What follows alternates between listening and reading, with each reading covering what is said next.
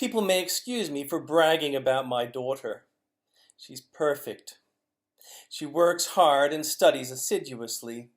I love her and should be talking to her on her birthday and not just posting a video to the world. But it is precisely because I want to be a good father I am telling her about Jesus on her birthday. Jesus is impossible.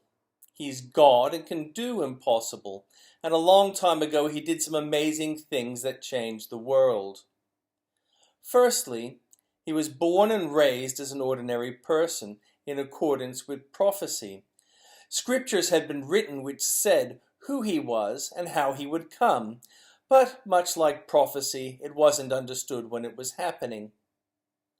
The second thing about Jesus was, it was his task to show who he was. He performed numerous miracles to show his authority. There were many witnesses to his public acts. The third thing about Jesus is that he had a life mission. God the Father wants his people to love him and be blessed by him. But he has given us free will, and in our lives we push him away and ignore him. This is bad because heaven is near God, so if you aren't near God, you don't go to heaven. But God wants to be near you and does not want you to be eternally separated from him. So Jesus' mission was to bridge the gap. Part of life at the time for the faithful was to acknowledge that they had fallen short of God's will for them, and to sacrifice animals and to atone for that.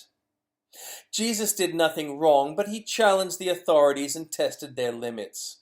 They had no right to do so. They tortured him and crucified him in accordance with prophecy and killed him. And although the authorities had been forewarned and had taken steps to prevent a hoax, Jesus rose from the dead in accordance with Scriptures.